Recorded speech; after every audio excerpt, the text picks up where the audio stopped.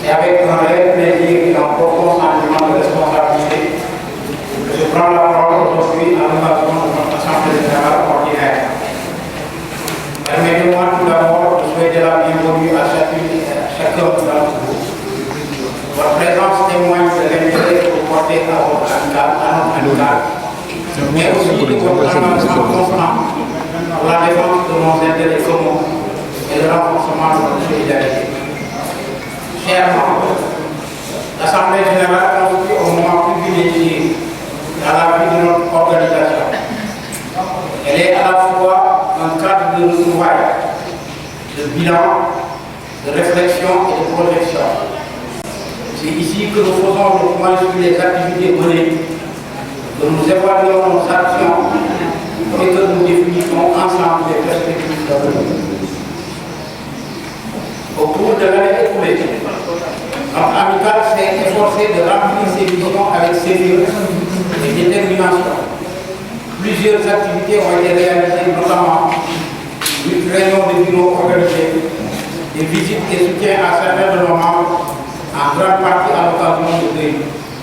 Je m'incline devant la mémoire des collègues, nos parents de collègues disparus, et puis que Dieu les accueille dans ses paradis célestes.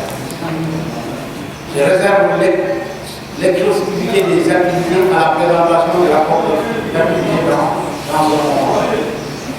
Ces actions ont contribué à renforcer les liens entre les membres et à améliorer les conditions de vie de certains d'entre nous. Cependant, nous devons reconnaître que les défis subsistent. Parmi ceux-ci, nous pouvons citer le manque de sièges fonctionnels, freinant ainsi le bon fonctionnement et le développement de l'amicale. La mobilisation des membres. Vous voyez, on espérait avoir plus de 100 personnes dans cette salle, mais malheureusement, beaucoup de membres ne sont pas venus. Mais ça ne décourage pas, on va essayer de continuer en tout cas à sensibiliser pour que les gens participent activement dans les activités. Alors cette contrainte doit nous interpeller et nous pousser à redoubler d'efforts. Chers collègues, l'avenir de notre amicale repose sur notre capacité à rester unis, solidaires et engagés. Nous devons continuer à promouvoir les valeurs qui font notre organisation, la solidarité, l'entraide et le respect mutuel. Je lance donc un appel à tous les membres. Impliquons-nous davantage dans la vie de notre amicale. Participons activement aux activités. Contribuons chacun à notre manière à son développement et engageons-nous à participer au développement de notre système de retraite.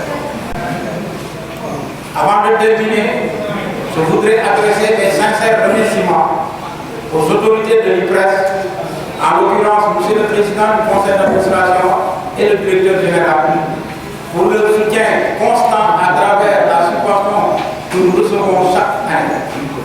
À tous ceux qui, de près ou de loin, soutiennent nos actions. Je veux citer les membres du bureau, les partenaires au premier chef du presse, ainsi que l'ensemble des adhérents. Je souhaite plein succès à nos travaux et formule le vœu que les décisions qui seront prises aujourd'hui contribuent au renforcement et au rayonnement de notre amicale. Je vous remercie de votre aimable attention. Vive l'amicale des travailleurs de l'Unipresse, vive la solidarité.